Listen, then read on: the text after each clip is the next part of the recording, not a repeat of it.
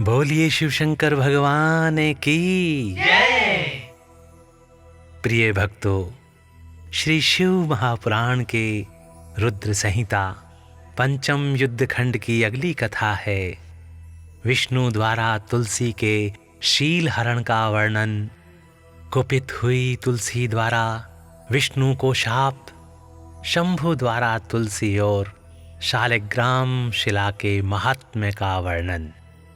तो आइए भक्तों, आरंभ करते हैं इस कथा के साथ 41वां अध्याय। फिर व्यास जी के पूछने पर सनत कुमार जी ने कहा, हे महर्षि, रणभूमि में आकाशवाणी को सुनकर जब देवेश्वर शंभु ने श्री हरि को प्रेरित किया, तब वे तुरंत ही अपनी माया से ब्राह्मण का वेश धारण करके शंखचूड़ के पास जा पहुंचे और उन्होंने उससे परमोत्कृष्ट कवच मांग लिया। फिर शंखचूड़ का रूप बनाकर वे तुलसी के घर की ओर चले।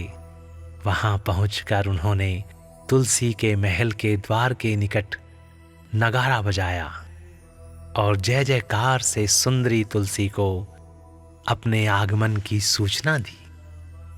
उसे सुनकर सती साध्वी तुलसी ने बड़े आदर के साथ झरोखे के रास्ते राजमार्ग की ओर झांका और अपने पति को आया हुआ जानकर वह परमानंद में निमग्न हो गई। उसने तत्काल ही ब्राह्मणों को धन दान करके उनसे मंगलाचार कराया और फिर अपना श्रृंगार किया।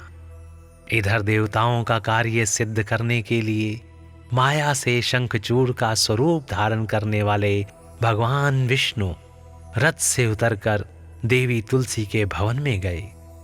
तुलसी ने पति रूप में आए हुए भगवान का पूजन किया, बहुत सी बातें की, तदंतर उनके साथ रमण किया। तब उस साध्वी ने सुख, सामर्थ्य और आकर्षण में व्यतिक्रम देखकर सब पर विचार किया और संदेह उत्पन्न होने पर वह तू कौन है यूं डांटती हुई बोली। तुलसी ने कहा, दुष्ट, मुझे शीघ्र बतला कि माया द्वारा मेरा महाभोग करने वाला तू कौन है। तूने मेरा सतित्व नष्ट कर दिया है, अतः मैं अभी तुझे शाप देती हूं। सनत कुमार जी कहते हैं, हे ब्राह्मण, तुलसी का वचन सुनकर श्री हरि ने लीलापूर्वक अपनी परम मनोहर मूर्ति धारण कर ली। तब उस रूप को देखकर तुलसी ने लक्षणों से पहचान लिया कि ये साक्षात विष्णु है, परंतु उसका पातिव्रत्य नष्ट हो चुका था, इसलिए वह कुपित होकर विष्णु से कहने लगी। तुलसी ने कहा, हे विष्णु, तुम्हारा मन पत्थर के सदृश कठोर है, तुम में दया का लेश मात्र भी नहीं है। मेरे पति धर्म के भंग हो जाने से निश्चय ही मेरे स्वामी मारे गए।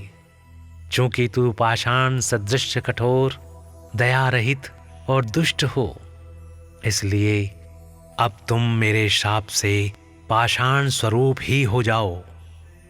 सनत कुमार जी कहते हैं, हे मुने, यूं कहकर शंखचूड़ की वह सती साध्वी पत्नी तुलसी फूट फूट कर रोने लगी और शोकार्त होकर बहुत तरह से विलाप करने लगी।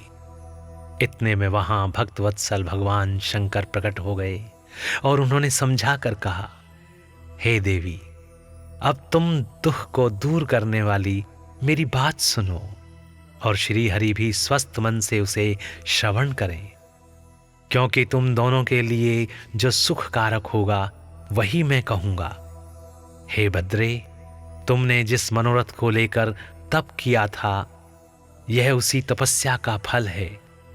भला वह अन्यथा कैसे हो सकता है? इसलिए तुम्हें उसके अनुरूप ही फल प्राप्त हुआ है।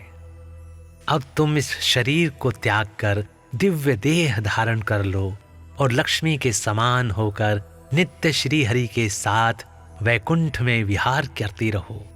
तुम्हारा यह शरीर, जिसे तुम छोड़ दोगी, नदी के रूप में परिवर्तित हो जाएगा। वह नदी भारतवर्ष में पुण्य रूपा गंडकी के नाम से प्रसिद्ध होगी। हे महादेवी, कुछ काल के पश्चात मेरे वर के प्रभाव से देव पूजन सामग्री में तुलसी का प्रधान स्थान हो जाएगा। हे सुंदरी, तुम स्वर्गलोक में, मृत्युलोक में तथा पाताल में सदा श्री हरि के निकट ही निवास करोगी और पुष्पों में श्रेष्ठ तुलसी का वृक्ष हो जाओगी। तुम वैकुंठ में दिव्य रूप धारिणी वृक्षाधिष्ठात्री देवी बनकर सदा एकांत में श्री हरि के साथ क्रीड़ा करोगी। उधर भारतवर्ष में जो नदियों की अधिष्ठात्री देवी होगी, वह परम पुण्य प्रदान करने वाली होगी और श्री हरि के अंशभूत लवण सागर की पत्नी बनेगी। तथा श्री हरि भी तुम्हारे शापवश पत्थर का रूप धारण करके भारत में गंडकी नदी के तट के निकट निवास करेंगे।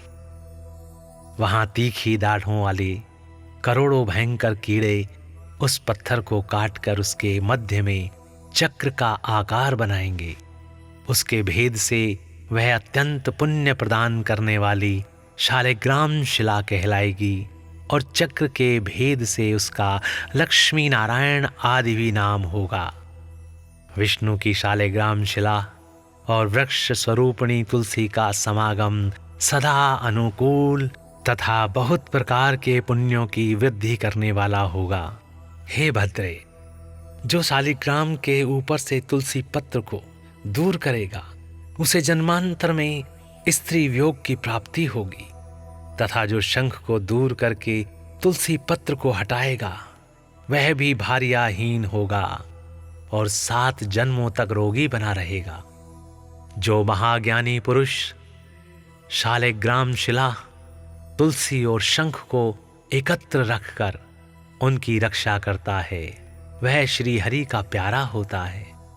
सनत कुमार जी कहते हैं, हे व्यास जी, इस प्रकार कहकर शंकर जी ने उस समय शालिग्राम शिला और तुलसी के परम पुण्यदायक महात्म का वर्णन किया। तत्पश्चात वे श्री हरि को तथा तुलसी को आनंदित करके अंतर्ध्यान हो गए। इस प्रकार सदा सत्पुरुषों का कल्याण करने वाले शंभु अपने स्थान को चले गए। इधर शंभु का कथन सुनकर तुलसी को बड़ी प्रसन्नता हुई। उसने अपने उस शरीर का परित्याग करके दिव्य रूप धारण कर लिया। तब कमलापति विष्णु से साथ लेकर वैकुंठ को चले गए। उसके छोड़े हुए शरीर से गंडकी नदी प्रकट हो गई और भगवान अच्युत भी उसके तट पर मनुष्यों को पुण्य प्रदान करने वाली शिला के रूप में परिणत हो गए। हे मुने, उसमें कीड़े अनेक प्रकार के छिद्र बनाते रहते हैं।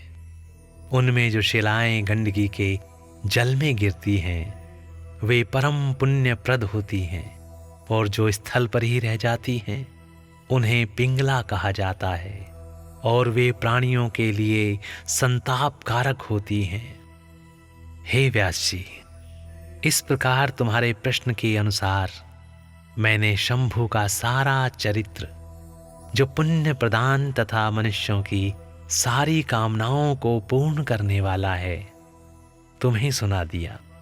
यह पुण्य आख्यान जो विष्णु के महात्म्य से संयुक्त तथा भोग और मोक्ष का प्रदाता है, तुमने वर्णन कर दिया। अब और क्या सुनना चाहते हो? बोलिए शिव शंकर भगवान की जय।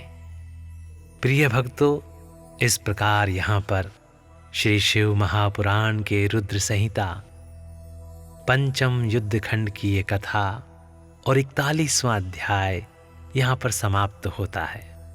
तो भक्तों, स्नेह के साथ बोलिए, बोलिए शिव शंकर भगवान की जय। ओम नमः शिवाय, ओम नमः शिवाय, ओम नमः शिवाय।